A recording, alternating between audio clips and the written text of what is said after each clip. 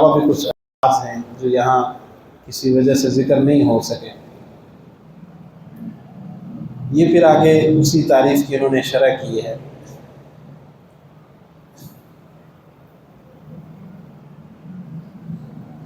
علم الحدیث روایت یسمى علم روایت الحدیث علم مصطلح الحدیث و علم اصول الحدیث و علوم الحدیث.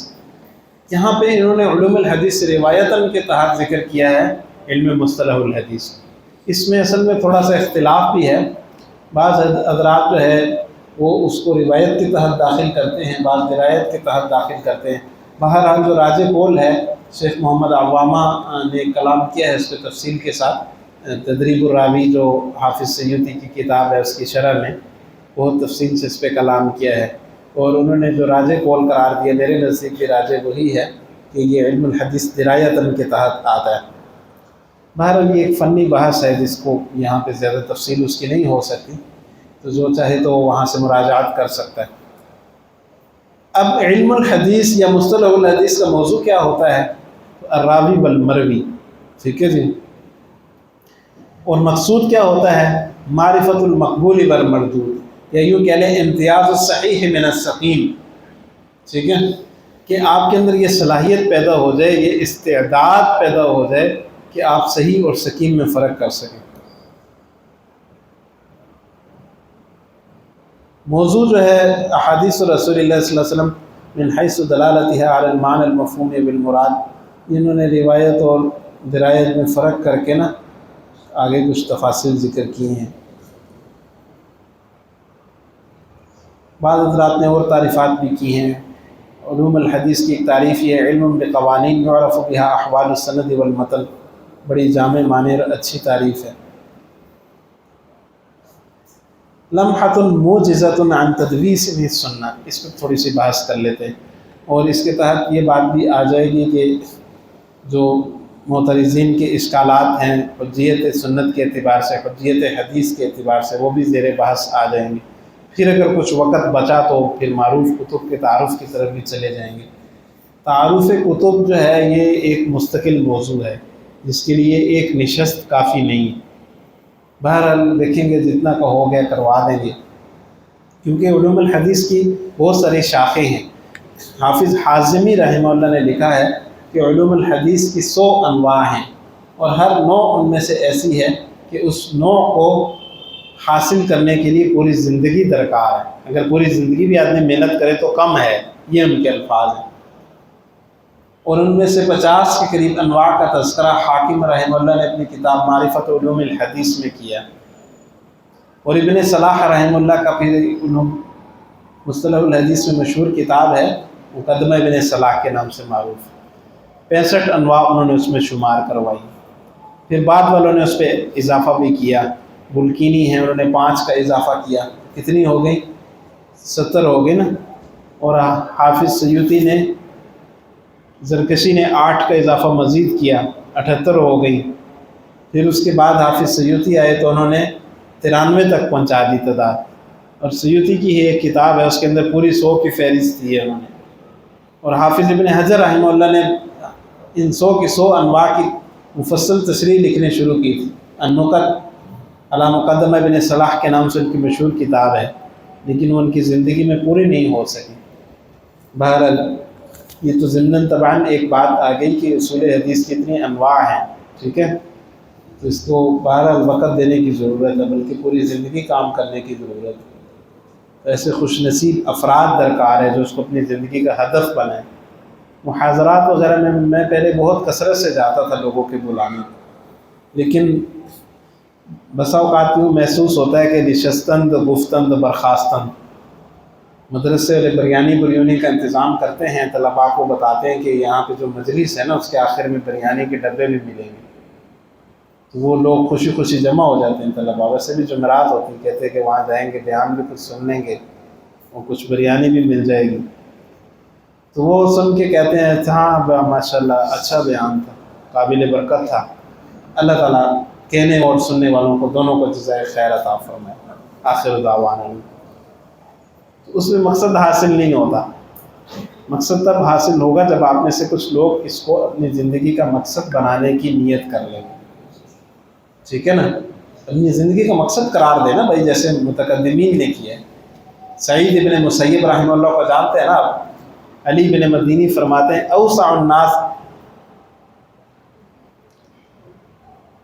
اوسع الناس تابعین علما، تابعین میں سے علم کے اعتبار سے سب سے زیادہ وسعت علمی رکھنے والے سعید ابن مسیب، بظاہر قریب قریب یہ الفاظ تھے۔ صحابہ موجود تھے، صحابہ کے زمانے میں فتویٰ دیتے تھے۔ حضرت ابو ہریرہ رضی اللہ عنہ کے داماد بھی ہیں، خاص شاگرد بھی ہیں۔ فرماتے ہیں ایک حدیث کو حاصل کرنے کے لیے بسا اوقات میں دنوں اور راتوں کو پیدل چلاؤں۔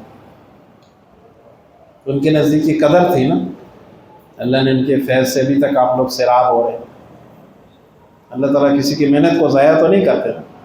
مسروق فرماتے ہیں کہ ایک حرف کو حاصل کرنے کے لیے دنوں اور راتوں کو پیدل چلاؤں۔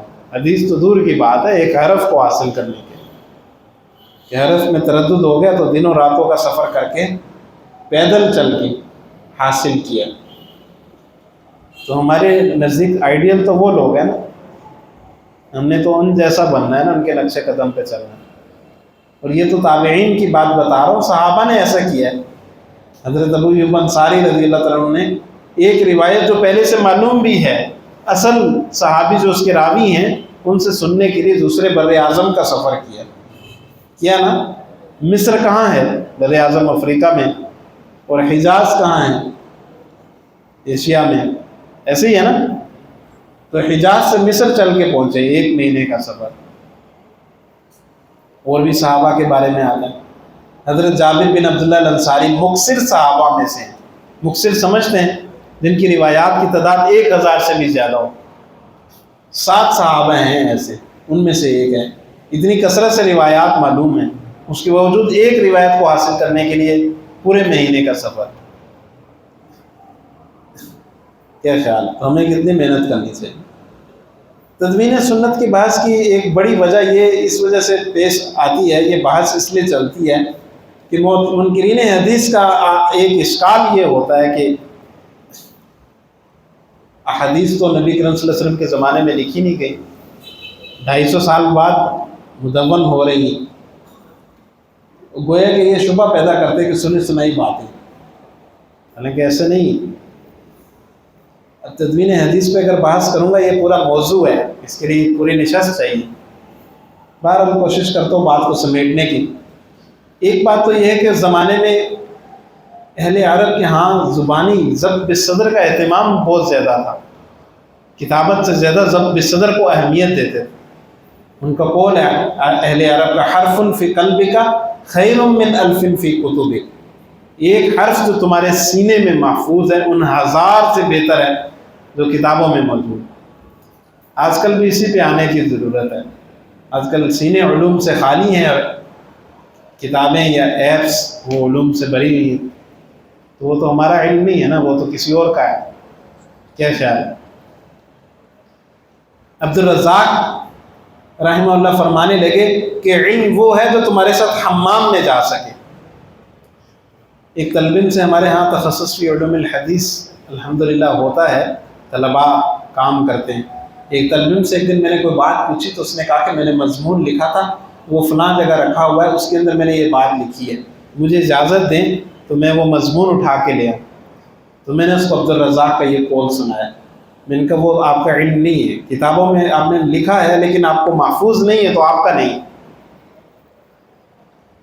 عبد الرزاق کا قول سنا ہے کہ وہ فرماتے ہیں کہ علم وہ ہے جو آپ کے ساتھ حمام میں جا سکے۔ میں نے کہا اب آپ خود بتائیں، آپ اس مضمون کو لے کے حمام میں جا سکتے ہیں تو پھر آپ کا کیسے ہوا؟ اسی طرح فرمایا کہ علم وہ ہے جو تمہارے ساتھ وادیوں میں سفر کر سکے اور تمہارے ساتھ مجالس میں شریک ہو سکے۔ تو سفر میں آدمی کتابوں کا پشتارہ تو نہیں کمر پہ لاد کے چلے گا۔ میں لاہور سے سفر کر کے یہاں آیا ہوں، آپ کو میرے کندھے پہ کوئی بیگ نظر آ رہا ہے کتابوں کا؟ مجالس میں شریک ہو سکے، شادی کی مجلس میں آدمی بیٹھا ہوا ہے تو وہاں کیا سیاستہ لے کے بیٹھے گا؟ کیا خیال؟ حافظ سبکی رحمہ اللہ تعالیٰ نے طبقات شافعیہ میں یہ واقعہ لکھا ہے کہ امام غزالی رحمہ اللہ تعالیٰ جب علم حاصل کر کے اپنے وطن کی طرف واپس جا رہے تھے تو راستے میں ڈاکوؤں نے حملہ کیا، سنا نہیں واقع، انہوں نے جو کچھ لکھا ہوا تھا وہ چھین لیا، تو وہ رونے لگے۔ تو ڈاکو بڑا حیران ہوا، اس نے کہا کہ بھائی بہت قیمتی چیز تو نہیں چھینی آپ سے، یہ کاغذوں کا پرندہ ہے، یہ چھین لیا تو آپ ایسے پھوٹ پھوٹ کے رو رہے ہو، باقیوں سے تو ہم نے بہت قیمتی مال چھین لیا، وہ پھر بھی نہیں روتے۔ انہوں نے کہا کہ یہ میرا علم ہے جو آپ چھین کے لے جا رہے ہو۔ تو ڈاکو اس پہ اور ہنسا، کہنے لگا علم بھی کوئی ایسی چیز ہے جس کو کوئی ڈاکو چھین کے لے جائے؟ تو امام غزالی رحمہ اللہ تعالیٰ کو بات سمجھ آ گئی اور وہ واپس ہوئے وہیں سے، اور پھر مسلسل 3 سال محنت کر کے ان تمام چیزوں کو زبانی یاد کیا، تو امام غزالی بن گئے۔ تو جو ضبط بالصدر ہے اس کا بدل نہیں ہوتا، تو ان کے ہاں ضبط بالصدر کا اہتمام تھا، اس وجہ سے زبانی یاد کرتے تھے۔ لیکن چلو اگر کوئی آدمی اس بات کو نہیں بھی مانتا ہے کہ ٹھیک ہے اس کو باہر صورت لکھا ہوا ہی چاہیے، تو بھائی یہ صحیفے موجود ہے، صحابہ لکھتے بھی تو تھے نا، صحابہ کرام رضی اللہ تعالیٰ مجمعین۔ تو تدوین کے 3-4 مراحل ہیں۔ ایک تو صحابہ نے اپنی یادداشت کے لیے لکھا، جیسے حضرت ابو ہریرہ فرماتے ہیں کہ مجھ سے زیادہ روایات نقل کرنے والا کوئی نہیں ہے الا یہ کہ حضرت عبداللہ بن عمرو بن عاص ہیں، لیکن وہ لکھ لیا کرتے تھے اور میں لکھتا نہیں تھا۔ وہ حضرت عبداللہ بن عمرو بن عاص کا صحیفہ تھا جو عمرو بن شعیب عن ابیہ عن جدہ کی سند سے عام طور پہ روایت کیا جاتا ہے، مختلف کتابوں میں آج کل بکھرا ہوا ہے۔ حضرت علی کا صحیفہ تھا، حضرت انس کا صحیفہ تھا، اور صحابہ نے لکھا، اس کی تفصیل پوری تدوین حدیث کتاب میں موجود ہے، وہاں سے دیکھ لیجئے گا۔ تو اپنی یادداشت کے لیے اس زمانے میں لوگ لکھتے رہے۔ ان میں سے ایک صحیفہ جو حضرت ابو ہریرہ رضی اللہ عنہ کے شاگرد حمام بن منبہ رحمہ اللہ نے لکھا تھا، وہ ڈاکٹر حمید اللہ صاحب جو فرانس والے تھے، ان کی تحقیق سے کچھ عرصہ پہلے شائع ہوا۔ اس کے 2 مخطوطات بھی ان کو ملے تھے، اس کے علاوہ مسند احمد بن حنبل میں موجود ہے، تو وہاں سے انہوں نے موازنہ کیا تو من معن ایک لفظ کا، ایک حرف کا فرق بھی نہیں ملا۔ تو صحیفہ حمام بن منبہ طبع شدہ موجود۔ تو اب جو کہتا ہے کہ بھئی لکھی ہوئی نہیں تھی، 200 سال 250 سال بعد لکھی ہوئی، ان ساری چیزوں کو نظر انداز کرتا ہے۔ پھر ابن شہاب زہری رحمہ اللہ تعالیٰ کا دور آیا، تو خلیفہ وقت جو تھے حضرت عمر بن عبدالعزیز رحمہ اللہ، انہوں نے مکہ کے گورنر ابو بکر ابن حزم ان کو خط لکھا کہ تم عمرہ بنت عبد الرحمن الانصاریہ، صحابیاں ہیں، حضرت عائشہ کی شاگرد ہیں۔ اس زمانے کی خواتین دیکھیں کتنی آگے تھی حدیث میں، کہ خلیفہ وقت گورنر مکہ کو لکھ رہا ہے، مدینہ کو لکھ رہا ہے کہ عمرہ بنت عبد الرحمن الانصاریہ کے پاس جائیں اور ان سے علم حدیث حاصل، حضرت عائشہ کی روایات حاصل کر کے لکھیں، مجھے خطرہ ہے کہ کہیں وہ ضائع نہ ہو جائے۔ اور ایسی بہت ساری صحابیات ہیں، محدثات تھیں۔ میں نے ایک جگہ بنات کے مدرسے میں پڑھاتا ہوں، تو وہاں میں نے طالبات کو کہا کہ اب لکھیں کہ محدثات جو تھیں ان کی کیا احوال تھے، تاکہ آپ کو پتہ چلے کہ اس زمانے کی خواتین بھی پیچھے نہیں تھی حدیث کے معاملے میں۔ ٹھیک ہے نا جی، ان کو میں نے نام بھی دیے کہ ان محدثات کے حالات سے تلاش کر کے لکھیے آپ۔ تو وہ ابو بکر ابن حزم نے جمع کیا، لیکن وہ گورنر کو پہنچا نہیں سکے، اس سے پہلے ان کا انتقال ہو گیا۔ تو اسی زمانے میں ابن شہاب زہری تھے، انہوں نے لکھ کے پہنچا دیا۔ تو اس لیے مدون اول باقاعدہ جو تدوین ہے اس کے مطابق لکھنے والے وہ کون ہیں؟ پہلے ابن شہاب زہری ہیں، ٹھیک ہے جی۔ اس کے بعد پھر ایک جماعت تھی، انہوں نے باقاعدہ تصنیف کی ہے، جو یہ اشعار میں تذکرہ بھی ہے، اول الجامع للابواب جماعت فی العصر ذو اقتراب قبل جریج و حشیم مالک و معمر و ولد المبارک۔ یہ شعروں میں ہے، لیکن بہرحال محدثین کے ہاں یہ فیصلہ کرنا جب مشکل ہو گیا ان میں سب سے پہلے کس نے لکھا، تو انہوں نے شعروں کے اعتبار سے تقسیم کر دیا، اور یوں کہا کہ بھئی سب سے پہلے مدینہ میں امام مالک رحمہ اللہ تعالیٰ نے، اور مکہ میں ابن جریج و سفیان ابن جریج نے، اور کوفہ میں سفیان ثوری نے، اور اسی طرح خراسان میں عبداللہ بن مبارک نے، اور شام میں امام اوزاعی نے، اور بصرہ میں سعید بن ابی عروبہ اور ربیع بن صبیح اور حماد بن سلمہ البصری، ان حضرات نے سب سے پہلے باقاعدہ تصنیف کی ہے حدیث کے فن میں، ٹھیک ہے۔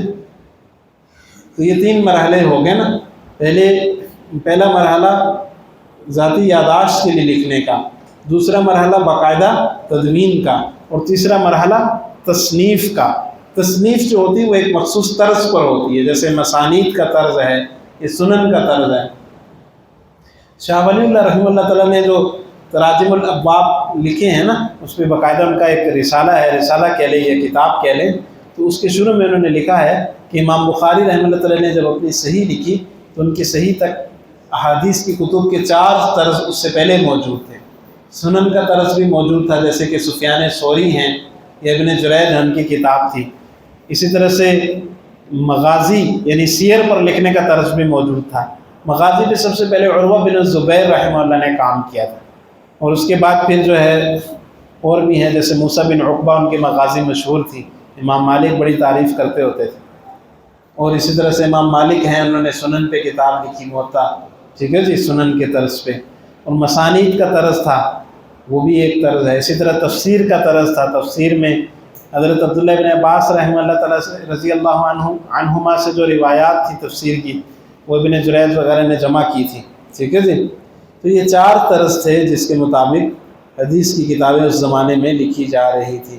پھر امام بخاری رحمہ اللہ تعالیٰ جب تشریف لائے تو ان کے جو استاد ہیں ان کے مجلس میں بیٹھے ہوئے تھے، اسحاق بن راہوے کی مجلس میں، انہوں نے کہا کہ تم میں سے کوئی آدمی نبی کرم صلی اللہ علیہ وسلم کی جو صرف مرفوع اور صحیح روایات ہیں ان کو جمع کر دے۔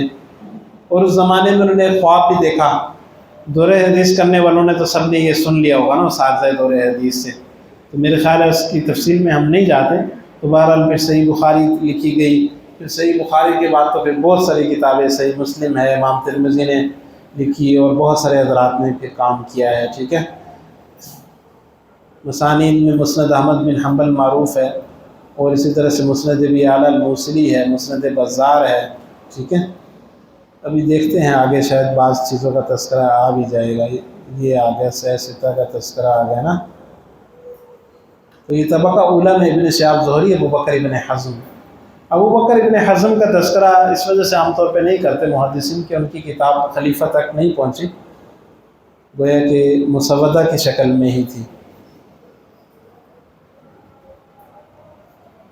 یہ تاریخ وفات کے اعتبار سے انہوں نے پھر ترتیب دے دیا کہ کون کس طبقے کا آدمی تھا، ٹھیک ہے جی۔ انواع کتب السنہ یہاں شروع ہو گئی۔ مولانا کس وقت تک جاری رکھنا ہے؟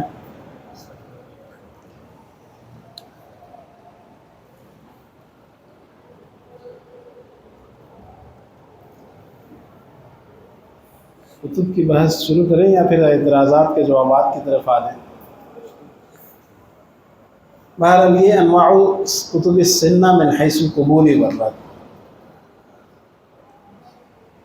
بعض حضرات نے تو صرف ایسی کتابیں لکھی جن میں ساری روایات صحیح تھیں، اور یہ بھی امت پہ بڑا احسان کرتی ہے۔ یہ آپ کے سوال کا جواب بھی اس میں ہے، حضرت توجہ سے سنیے گا۔ عام آدمی جو ہے جس کے اندر حکم لگانے کی صلاحیت نہیں ہے، یا یوں کہہ لیں کہ ایک عام عالم جو ہے حکم لگانے کی صلاحیت نہیں ہے، تو وہ کیا کرے؟ تو ظاہر ہے وہ کتب سے رجوع کرے گا، اس کے لیے اس کو کتب کی طبقات جاننے ہوں گے۔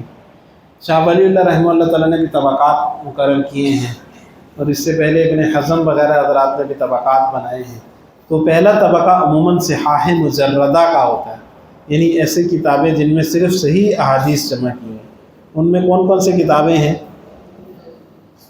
متقدمین نے تو بہت ساری ذکر کی، چند ایک گنوا بھی دوں گا ابھی آپ کو، لیکن شاہ ولی اللہ رحمہ اللہ نے متقدمین کی ذرا وغیرہ کے بعد صرف 3 کتابوں کا انتخاب کیا۔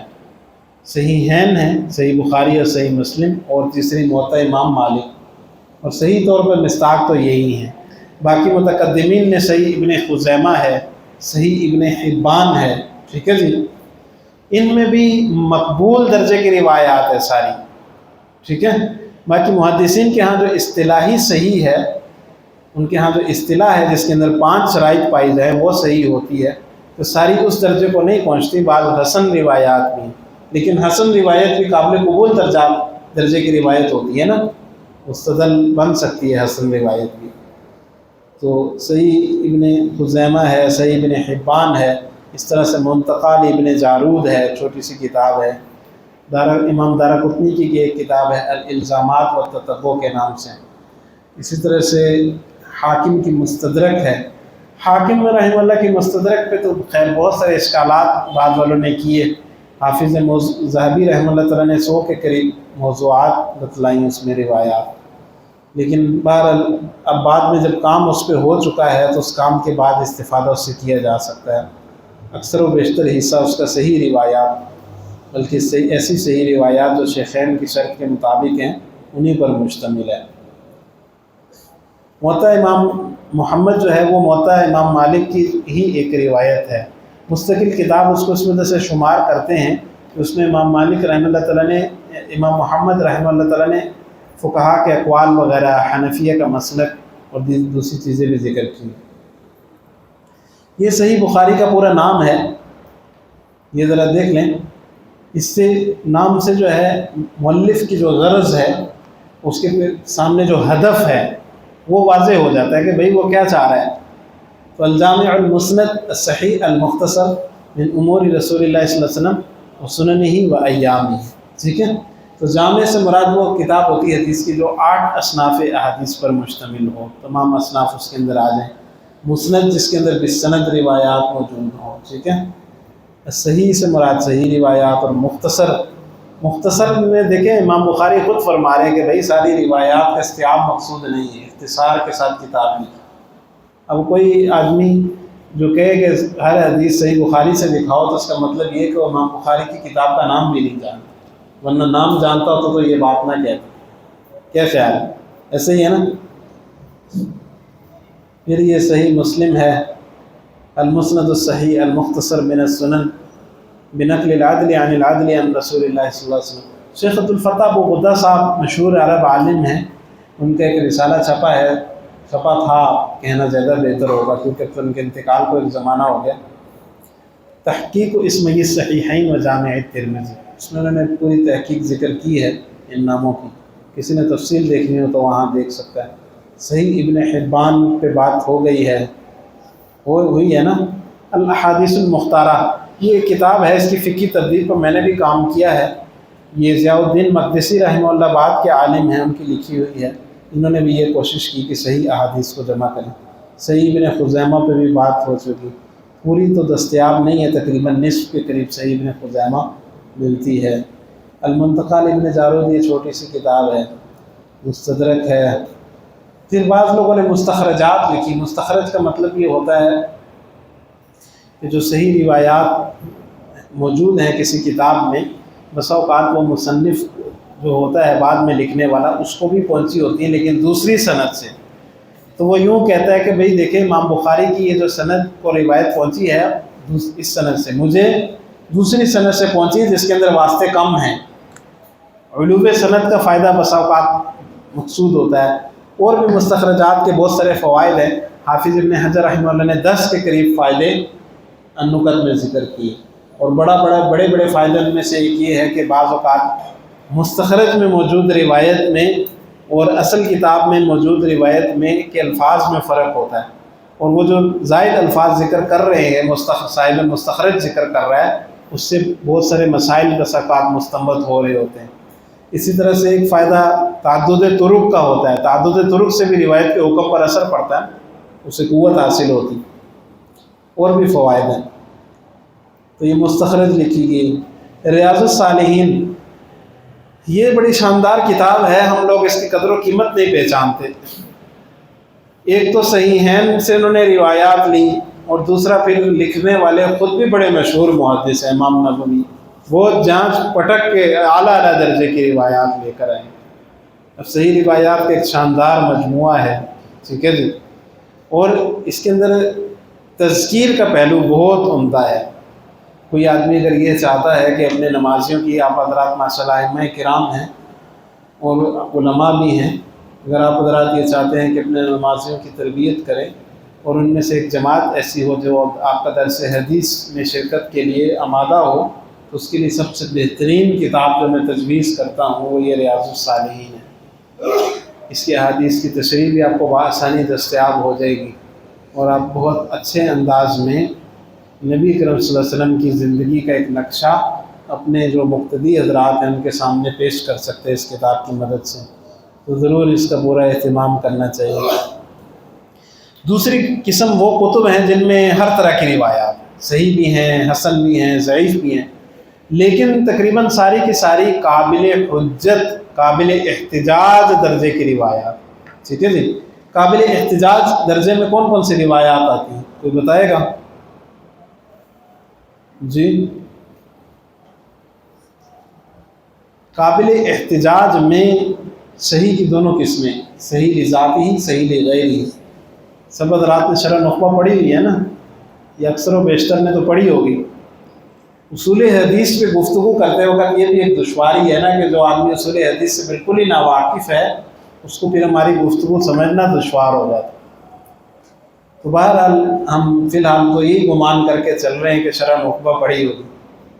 ابھی اس سال جو منتظمین ہیں انہوں نے مجھے باقاعدہ فون کر کے کہا کہ حضرت آپ نے پچھلی دفعہ جو کچھ ارشاد فرمایا بہت قیمتی تھا، بہت اچھا تھا، لیکن وہ اکثر جو شرکائے مجلس تھے ان کے مستویٰ سے اوپر کی بات تھی، مہربانی کر کے تھوڑا تنازل کریں، تھوڑا نیچے اتریں آپ اپنے سے سطح سے۔ یہ بالکل مبادیات پر آ گیا ہوں میں ممکن ہے کہ اگلی دفعہ مجھے کہیں کہ تھوڑا سا مزید نیچے ہیں۔ تو بھائی صاحب سب کچھ میں نہیں کرنا ہے، یہ کچھ آپ نے بھی کرنا ہے۔ مبادیات تو آپ پڑھ کے بیٹھیں گے تو پھر آپ کو اگلی بات کا فائدہ ہوگا نا۔ اگر بالکل مبادیات ہیں تو شرح نخبہ پھر شروع کرنی چاہیے، تفسیر مصطلح الحدیث شروع کرنی چاہیے نا پھر تو۔